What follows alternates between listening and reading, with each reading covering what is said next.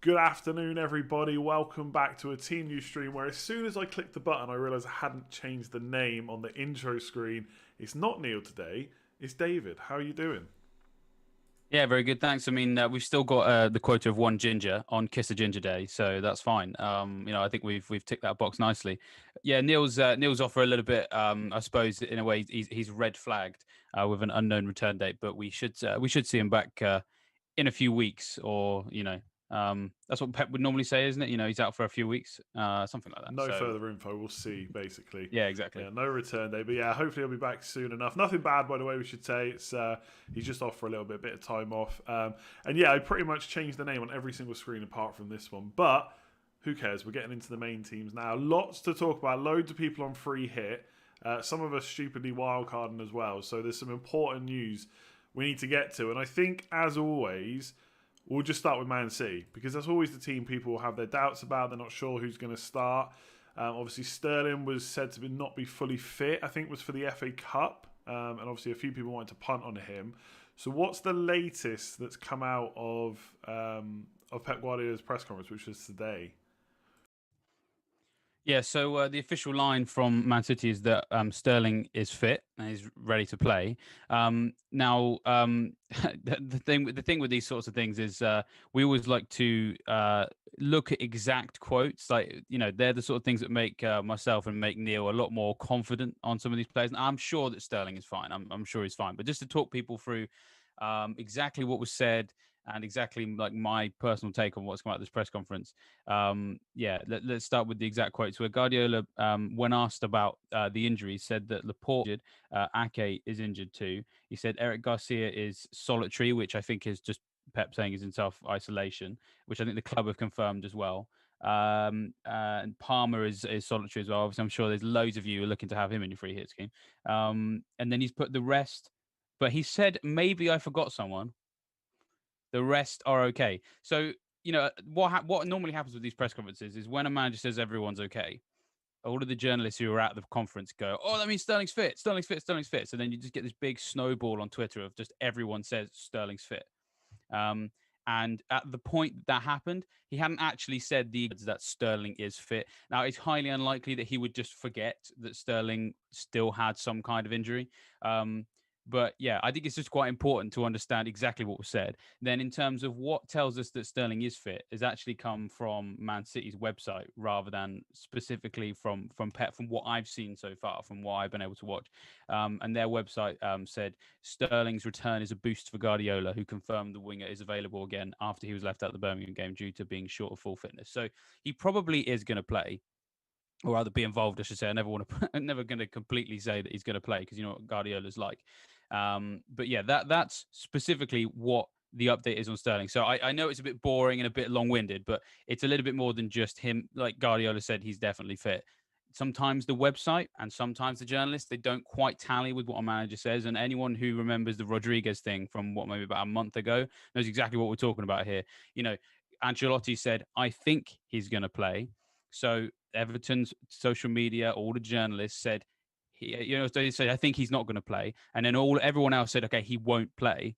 But actually, he said, I think he won't play. And then he did play. So there is sometimes a little bit of a lost in translation problem between even people who work for a club and what the manager says. So that's always going to be at the back of my mind on Sterling. I've probably confused people even more than they were hoping for, but I just don't want to sit here and say Guardiola said those exact words.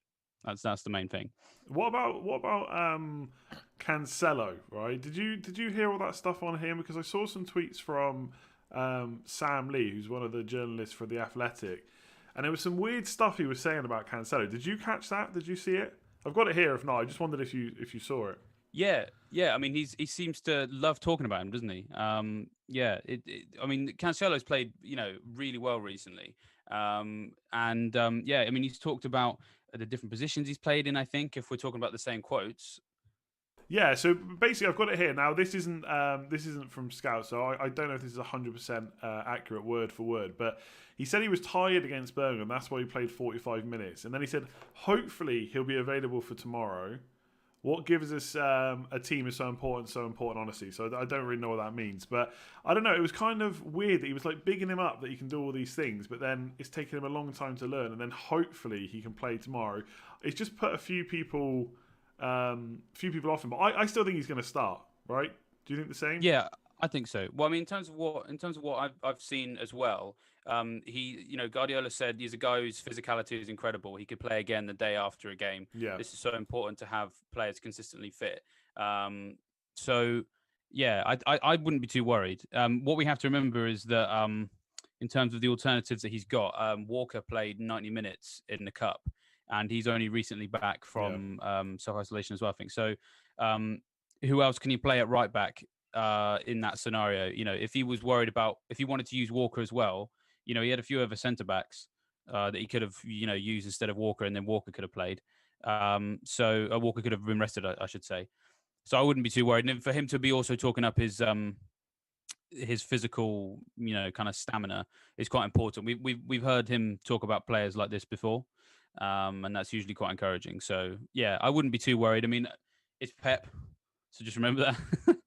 But No, in yeah, terms of I wouldn't be yeah. too worried. I only brought it up because people have started panicking. I pretty much going for him as well. I don't think this has put me off too much. I still think even if he was to somehow miss out this game, I still think he's probably right up there in terms of picks on the team sheet. So yeah, Man City looking pretty good in terms of Sterling and stuff. We're just gonna have to wait and see. I think. Are you for predicted lineups? Are you put in Jesus in? Think he's starting? Yeah, I think Jesus will start this because well, there's not really any alternative in terms of recognised strikers. So the other thing that came out of this was just confirmation that Aguero is in self isolation. It's why he didn't play in the cup game. It sounds like someone within his close personal network has tested positive. So he hasn't tested positive from what we've heard.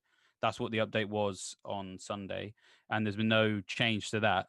Guardiola said on Sunday that he would have to wait and see how long Aguero's isolation was going to have to last. And I think, I mean, the guidelines are always changing, aren't they, in this country? But I think the reason why there was confusion there is because he needed to find out the details of the symptoms of the person who's tested positive, which in this case is not Aguero. And so then now, what we've been told, we actually have a timescale on Aguero, is he said 9 to 10 days. So that should see him not involved in any of the double game weeks. So arguably brings Jesus into into more of an option that we can think about. Obviously, he's not played as much recently as perhaps Guardiola would have liked. So I'm sure that we might see at various points over the next three games, which are quite close together, we could see Sterling maybe play in the centre forward role. But of course, De Bruyne has played it too. In the last two games, he's played false nine. They were against bigger teams, and this is a home game against a smaller team, but still a team that likes to play possession-based football. So you never know. We could still see De Bruyne involved. I probably am going to put Jesus in to come back around to your question, but because he is the only recognised striker. But Guardiola has more certain on Lindelof is because Bailly's got this problem. He came off with what we thought was a head injury in the FA Cup, but it was revealed afterwards to be a neck injury. Bailly was able to train, but according to Solskjaer, he couldn't do all of it, and neither could Pogba. By the way, I'll come on to what that means for Rashford in a sec. I'll just focus on Bailly because Bailly and Pogba are the two that need to be assessed. Because Bailly needs to be assessed, and because Lindelof made it all the way through a training session, no problem, then I would imagine that Lindelof's going to play. I would say the same about Shaw, but obviously Tellez is obviously potentially also available too. So yeah, I haven't actually done the my final sweep over the predicted lineup, so make sure you check those before the deadline, and I'll make a final decision on Shaw. I think I've probably just sounded like a manager there myself. There, make a final decision, but it's important. Yeah. No, I think Lindelof. I think the fact that Lindelof, as soon as he was back, came in and played against Man City, kind of probably tells you all you need to know about who's first choice anyway. So if anyone is looking to go a little bit cheaper for Man United, I think he'll probably play. I don't think too many other players are being considered really. What was it you were going to say on Rashford? Is it just position wise or?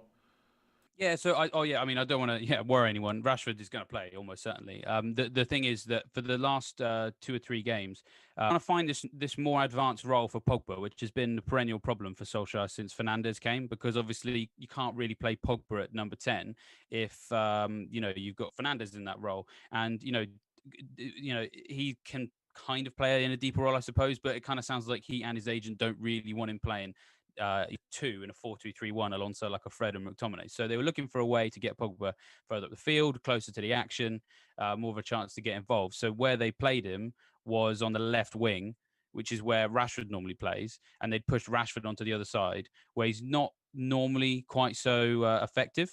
So if available for this, because he is being assessed, then there's the possibility that Rashford goes back to his favoured flank on the left.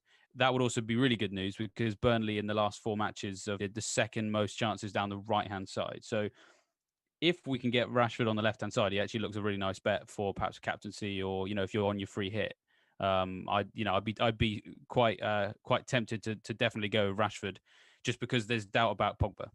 Yeah, no, I like Rashford as a pick this week. I think plenty of people are looking at Rashford and Lacazette, and I think I would side with Rashford just about, although I think it's quite close. Let's go to Newcastle. So the goalkeeper one's interesting because I think Bruce said that Darlow was first choice at the moment, or he had the first choice spot, but then he's carried on talking about it, just saying how like lucky he is. Do you still think that Darlow is going to start, or do you think there's enough uncertainty that we should probably avoid the Newcastle keepers? I mean, I don't. I'm not actually going to be looking at the Newcastle defense for this game week. I haven't actually made even the final decision on what I'm doing about chips or transfers. But either way, I don't think I'm going to be going near the Newcastle defense, arguably for this reason. So, in order to answer the question, I suppose, yeah, it's easier to answer the question. Not as appreciate for people who kind of were looking at Darlow. It's a bit more annoying. Um, the way I see it is Darlow, I think, is the one who will start, but there is doubt at the same time. So Darlow was described by Bruce in the aftermath of the Liverpool game. He said it was his like jersey to lose, effectively. So the number one jersey, and yeah, we'll just go from there. But obviously, that was before Dubravka came back. Dubravka's come back and played in the FA Cup. And so then the new quote from Bruce, which is, a slight change from what it was a couple of weeks ago, he said, "I'm delighted with the goalkeeping situation we've got." I mean, from a manager perspective, who wouldn't be? He's a strong goalkeeper, he's very good at making saves. So we've got two quality goalkeepers, and Martin Dubravka has again reminded us how good he is, while Carl Darlow has been very good all season. And he then said, it's a tough decision. So Bruce is now in a situation where he has to make a call. He doesn't see it as being an obvious one. So for me, that would, in terms of my own team, make me go, okay, I probably will avoid just in case. I'm probably still going to put Darlow in the predicted lineup though, because if you look at, kind of the seasons they've had, competitive game, and Darlow's played every Premier League match. So in terms of, rhythm and being sort of like match ready, which is slightly different for a goalkeeper, I will admit, but I find some way to have a tiebreaker between the two. Darlow has done it in the Premier League consistently this season, will probably have a stronger relationship and rhythm than Dubravka has in terms of recent involvement. So edging towards Darlow, but yes, there Yeah, is doubt there because I think it would be harsh to drop him. Like he's not. It's not like he's done badly either. The other big one from Newcastle was a little bit of a worry over Wilson. Did Wilson get mentioned like specifically in the press conference? Because I think people were expecting to see him at least in the squad for the FA Cup game, and I don't think he was there at all. Did you see him get mentioned at all? No, not specifically. But he did talk about there being players that he just like left at home, just to kind of give him a bit of a break. And that included people like Fernandez, and a couple of the other defenders. I think Cher as well. So I wouldn't be too worried. I think he just wanted to give them a bit of a break. Good stuff. So he's still probably a decent enough pick if that's kind of where you were looking. So don't be too worried. I'd say if he Yeah. was out, it would have got brought up. I can't imagine their star striker would. Yeah, he's far too key for them. If there was some element of doubt, it would be it would be something they'd want to talk about. Cool, good stuff. Let's go on to Arsenal next. So I think obviously a lot of people are looking at Tierney and on Holden if they're going a bit cheaper. I think there's potential for Gabriel to come back potentially. Do you think that will make a difference to Holden, or do you think they'll just line up together? Yeah, I can't see Holding coming out of the team for this. I mean, when you any manager will know that if you want to be keeping clean sheets, you need to have a consistent back four. And they've had that. I think for the last, I think it's last three where they've won 9 points. Got 9 points from 9 games, 9 points from a possible nine in 3 games. They've played Holding and Mari together with Tierney on one side, Bellerin on the other. So there is a strong case to be made for him just retaining that back four. Um, if Gabriel's going to come back in, I'll talk about his chances in a second. If he were to come back in, I feel like it would surely be for Mari, because Holding has started 10 of the last 11. He's been being talked about as a potential, leader in dressing room going forward, long term, potential future captain, that sort of thing. And the consistency that he's had over that period, it would be exceptionally harsh for him to come out for this game with Gabriel coming back in. To be honest, looking at the quotes on Gabriel, it's possible that it might be too soon for this game anyway. So the quote on Gabriel was, he's missed a few weeks of training because he had to isolate. It's better now. We expect him to be training with us and a couple of days, training with us for a couple of days ahead of the game, and we will make an assessment whether we can have him or not on Thursday. So at the point in time that the quote came out about Gabriel, he hadn't actually returned to training yet. The idea was that he's expecting him to come back into training. Obviously, they don't play till Thursday, so that's still enough time for him to presumably train enough to play. But, they need to make an assessment about him. So if you're looking at that pragmatically as a manager, I'd be very surprised if Arteta looked at Holding, started 10 of 11 games, played very well. He's the kind of guy that I might want to be building my defense around long term, versus a guy that I don't even know if he can play until the day of the game. It would just be so weird if he went with Gabriel over Holding. Yeah, especially when they're doing, like you said, all right now. It'd be a bit weird just to break that up. And he has started quite a lot. So I'd say it'd be fine. Looking at your predicted lineup, which I think you've done already, you're expecting, basically because these are the players people are looking at, you're pretty much expecting as you would imagine up front. So Lacazette, Aubameyang on the left, Smith Rowe just behind, and then Saka on the right. No. Basically, there's no major worries for anyone going for Arsenal players this week. Yeah, I don't think so. I mean, you got to look at the way they've played in the last two games, and again, it's just why would you change that front four? And in terms of the options that could come in, Willian and Pepe, have either of those shown enough form to displace Saka on the right hand side? Not really. Can you really bench Aubameyang? For a game like this? Even if he's not necessarily got the goals, he's Aubameyang, and he's a big name there, and they need to keep him happy. So again, why would you take him out? And then Smith Rowe, I mean, he out of nowhere, he's been absolutely fantastic. I mean, in the 3 games, he's started 3 games at number 10. He's put 3 assists up in those three games. He's scored in the FA Cup. He's created 6 chances in that period, which is basically per 90. That's more than Saka. So why bench him? Like, that front four really started to gel. So yeah, I'm not concerned about any of those 4. Good stuff. So if you're going for Arsenal, happy days. I don't think many people, at least on a free hit, are going for Fulham. But obviously there has been quite a few issues there when they had positive tests where they needed to stop playing. Obviously this is why this match has come in, because it's been postponed. Is there any major news we should be worried out there? It sounds like they're mostly okay, right? Yeah, so Parker was really brief on that particular subject. I mean, to be honest, the thing is, sometimes these press conferences, they end up being dominated by what's more newsworthy on a national level than the stuff like that we want to hear about. Match so quickly. Exactly. Yeah. So it was very, very much about Parker highlighting how annoyed he was this game was going ahead, which, just while we're on that subject, he talked a lot about it. And it's got a lot of people sort of worrying that, well, not worrying, or getting excited even about Spurs assets that, they're gonna smash this now because Fulham clearly aren't ready at all because Parker said we're not. I sort of wonder if that's Parker playing mind games. I mean, this is a guy that has played under Mourinho, so he knows exactly how to create a siege mentality. So yeah, like I think Fulham will be more ready for this game than most people will realize, and Parker will absolutely want everyone to think they're not ready, so that when they turn up and they establish that deep block, they've actually done a very good job of establishing in the last sort of 5 or 6 games, that it starts to frustrate Spurs. So I'm not particularly pulled into the whole Spurs players are going to absolutely run riot this week. And then the other thing, of course, is that, there doesn't seem to be too many injury problems. He said everyone's fine. He even said there isn't an injury update as such. He just said that the lads that were coming back from injury, which were Josh Onomar, Terence Kongolo, and Kenny Tete, who, big part of the free hit template, those guys, he said that they came through the FA Cup well. But no, I can't see those guys coming straight into the team. The team's been quite established, quite consistent. I've been doing okay. Yeah, exactly. Right. Yeah. Are you free hitting this week? Oh, don't ask me that, Andy. This is a team news video. Are you free hitting? I've got one quick question. Are you free hitting? Probably not. Oh, okay, I fair nearly enough. did. Yeah, I Okay. nearly did. I was going to ask you if you would go Son and Kane on a free hit after you just said you don't think Fulham are going to Oh get turned over. That was no, all. if I was free hitting, I don't think I would. I'd just get one of them. Right, okay, job done. There we go. We'll leave it at that. No more discussion on that.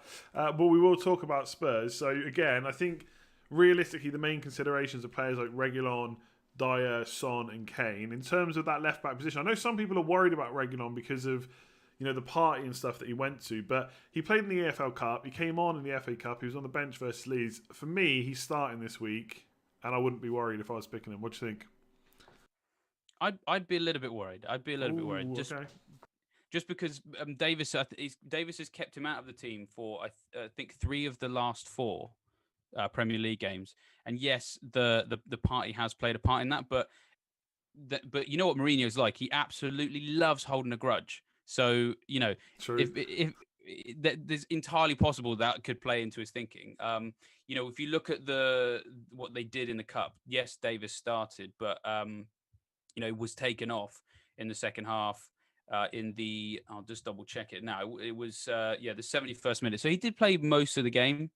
But sometimes we see managers managing someone's minutes like that so they can use them in the next one. So if we look to who has played more at the left back role in the last 4 Premier League games for Spurs, it has been Davis. So there's enough doubt there that if I was free hitting, I would probably steer away from Reguilon. And actually, I've started Davis in the predicted lineup as well. Okay, we won't argue about this too much. I think it's a bit of a moot point. But Reguilon started 2 of the last 3 in the league. The only one he did was that Leeds one, and then and he played against Brentford, and that Brentford team was quite first team. So I think he's going to start, but we can beg to differ on that. Yeah, what about it's a cow's opinion, as you say. Yeah, what's with Son and Kane? There's no issues, is there? I mean, that's really who everyone cares about, Son and Kane. Yeah. Oh, yeah. Son and Kane, absolutely no problem. I mean, Son was unused substitute at Marine, and Kane wasn't involved at all. The beauty of them owning Carlos Vinicius now is that they can go through games like that and preserve Kane's fitness. So yeah, no concerns there at all. What a hat trick it was! What a hat trick it was in the FA Cup. He was absolutely loving it, and he was. Do you know what I liked about that? He was respecting the cup. Everyone says about respecting the cup. He smashed them just as if they were a Premier League team. I liked it. Completely agree. Like you can't have it both ways. You can't be like, oh well, take it easy. That's disrespecting. But when he smashes the ball in from 2 yards, it's offensive. Yeah, jog on, get in the bin. Exactly. Okay, we'll move on from Spurs. Let's go to Wolves next. So obviously a lot of people looking to put Seiss in. I think Seiss was in the scout picks as well. I think we put him in there. I saw some people speculating that players like Bolly and that might be back, which maybe puts a bit of a doubt over it. But they're not back, are they? So players like Seiss are looking good this week. Oh yeah. Seiss will be in the squad. Yeah, Wolves injury situation isn't good according to Nuno. So I think the 5 main people missing. You've got Bolly is out, Marçal is out. Podence is out, and then obviously Johnny and Jimenez are kind of long-term absentees as well. So yeah, I can't really see how Seiss doesn't play. If they're going to play a back 3, they'll need 3 centre backs obviously, and they'd have Cody, they'd have Seiss, and they'd have Kilman. My predicted lineup actually is with the back 4, which they've used a little bit more extensively recently. So Seiss significantly more likely to start than anyone looking at Kilman, who hasn't played anywhere near as much in the last 8 game weeks than he has before, since they started using the back 4 a little bit more. Outside that, it's not too much to worry about, because many people aren't particularly looking at the attacking assets. The one thing I will say though is that now they've got Dendoncker back, that does make Wolves' defensive potential a lot stronger. So Wolves haven't kept a single clean sheet this season when Dendoncker's not started. And all 4 of the clean sheets they have kept have been in games where he started. And actually, the one particular game, the Villa game, they conceded after he went off the pitch. So he actually has more clean sheets to his name than the team does. So Dendoncker will make a massive difference to clean sheet potential this week. And of course, it segues nicely into the Everton injury update. Is that obviously Calvert-Lewin is out with the hamstring problem, and he's definitely not playing, according to Ancelotti. It doesn't sound like a long-term thing. It just sounds like Ancelotti doesn't really trust him to know his own body with this injury, because he's never had it before. So he wants to give him a break. And Richarlison is a doubt too. So sort of bringing it right back to the Saiz thing, I think clean sheet potential for Wolves this week is looking kind of nice. between Dendoncker coming back and Everton potentially being down, maybe even 2 members of their front 3. Yeah, I mean, Everton are already struggling. It's probably a bit harsh, but like as a Calvert-Lewin owner, I know how few goals he's scored. So if he's out, and like you said, Richarlison's a doubt too. I mean, Tosin did score in the FA Cup, but I don't think he's a very... I don't know if he's that much of a decent replacement for Calvert-Lewin. So yeah, it does look good for Wolves. In terms of Everton, was there any other kind of major news apart from Richarlison and Calvert-Lewin? Well, Alan's still out for about another 10 to 15 days. So, not that anyone's really thinking about Everton defenders too much, but, they'll obviously be missing him for continued period. Just to clarify on Richarlison, I think Richarlison may play. It's just that they need to make a decision on him. They didn't specify what was wrong with him. So my suspicion is it's minor and that he probably will play. But there is just still an element of doubt with Richarlison. Good to know. Good to know. I think we've only got 2 teams left. So the mighty Sheffield United. I was watching Black Box last night. I saw Mark is going from McGoldrick instead of Callum Wilson. But I don't think there's too many players being considered from Sheffield United. What's the latest on their injury status? Yeah, it's funny because this is probably like the one game week where we might even entertain the notion that we would start thinking about maybe considering a Sheffield United player. For once, Chris Wilder's press conference is actually worth paying attention to. But he wasn't very helpful. He basically was presented with a list of 5 names. It was Baldock, Stevens, Jagielka, Sharp, and Muset.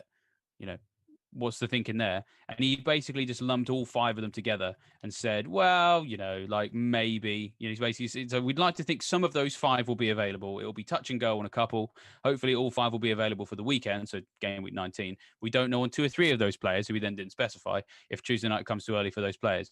Now, in terms of what that perhaps means for fantasy is that, McGoldrick surely is going to start. He would probably start anyway, but, we're sat here now with McBurney, highly doubtful to play. With his knock that he's got. Sharp and Muset also flagged. McGoldrick, I can't see even an alternative universe where he doesn't start this game. What it potentially does maybe mean is that maybe Brewster gets to start. He hasn't started anywhere near as many games as we expected him to recently. I think it's 2 starts in the last 3, more likely than usual. Just because there's doubt over those other strikers, but we have no idea out of those 5 players really, because Wilder just didn't give any specifics. So yeah, thanks, Chris. But I would be brilliant if Brewster scores this week. I think people have held on to him for so long, and there's a lot of people that are not free hitting. They're going to have to play him. I think it would be classic FPL if he goes on to score his first goal as everyone free hits him out. In fact, I want to see it happen. It doesn't even benefit me. And loads of people have Newcastle defenders too, weren't they? Yeah. So I think there's definitely, probably not a huge amount, but definitely more going for Newcastle goalie over Sheffield United goalie for sure. So hugely, it would be a beautiful sight, and I hope it happens. Let's finish on a team we're all hoping get battered by Man City this week, which is Brighton. And they are missing quite a few players. Obviously, Lamptey's been out for a little while, and I think he's been a huge miss because he just provides so much threat, both attacking wise. Obviously, it causes teams problems, and also he's a pretty decent defender too. So that's a big miss. And they're also missing a bunch of other players as well, right? Yeah, I mean, this looks really, really exciting for Man City, I think, because, Man City were going to, as I said on the captain video, I think they're going to really enjoy this game anyway, because when you're at home and you're Man City and you get to face a possession-based side that's nowhere near as good as you're going to find so much space behind them, and they don't like to have a deep block. Their big problem is the fact that they're missing so many people. So you've mentioned a few there. The big problem for them is going to be central midfield. So Bissouma is suspended for 1 game for an accumulation of yellow cards. Lallana is out, so he won't be able to fill in that central midfield slot. Davy Proper will almost certainly start in central midfield just because he has to. Like, they just don't have too many others. Now, so then the question is, who does Potter replace Bissouma with? Because he can't replace him with Lallana. He can either replace him with Alzate, who also is a doubt. He said that he needs to be assessed and he is, a quote, possible to be involved in the squad, which to me doesn't sound too positive, but he might just have to play him anyway, because if he doesn't play Alzate at central midfield, he would then have to maybe, which he has done on occasion this year, take Ben White out of defence and play him in central midfield. Now, then that's a problem, because then he would have to put Dan Burn in the back 3 against Man City, and he had a torrid time against Wolves. He was absolutely dreadful in that game. So lots of difficult decisions for Potter to make there, which is lovely, absolutely lovely to see when we're probably all going to have roughly 3 Man City players for Game Week 18. It's going to be hilarious when Brighton destroy the sheet within 5 minutes. I can just see that happening as well. Just the pessimistic side of me. I think Brighton are one of those teams that are just so intriguing to me because their defensive numbers and their attacking numbers in terms of XG are actually pretty good. But it's just not translating into points for them in any way. And obviously, it's always difficult to play against Man City. But you never know. They might give them some kind of a problem. But I'm not expecting it to be a massive test. I think. I don't think so. De Bruyne captain is locked in for me. I think I'm not even looking elsewhere. I think that's it. I should say I don't think I said this at the top of the show, but Crystal Palace obviously playing as well. I don't think there's too many people considering Palace assets this week, but they are playing in Game Week 18, and they are not.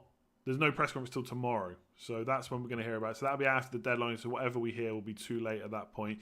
And also the Leicester press conference is tomorrow as well, but that's obviously not needed until Game Week 19. So it's only really the Crystal Palace one we're missing for this week. And obviously we'll have another team news stream hopefully on Friday because the deadline's been moved to Saturday as well. We should say that. So there will be a team news on Friday ahead of Saturday's deadline. And also, just because I saw it in the chat, people asking, I know it's not strictly team news, but people asking about Leeds versus Southampton. There is talk that potentially that could be moved out of Game Week 19, but it's just speculation for now. I say talks are ongoing. Again, we just don't know, right? Unless you've heard anything. I think it's just speculation and rumours right now, right? Yeah, I mean, unfortunately, I don't have a hotline to my fellow Bielsa or Ralph Hasenhüttl. So, yeah, I don't have any of those. So just wait and see. We Fantasy Football Scout, we do see a lot of these, rumors that you've mentioned that that people talk about, but we tend just to like to focus on what comes out as official announcements, and until then, we refuse to speculate like a Premier League manager in the January transfer window.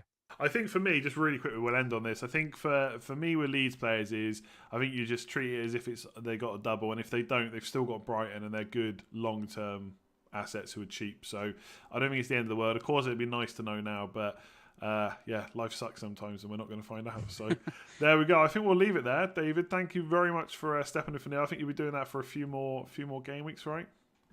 Yeah, definitely for double Game Week 19, maybe for Game Week 20. In the words of Pep Guardiola, we shall see. Wait and see. Next week is going to be absolutely massive. So make sure you tune in for that. Hit subscribe if you haven't already. Thanks for watching. Hit that like button if you enjoyed it. And good luck getting your decisions made. Just over an hour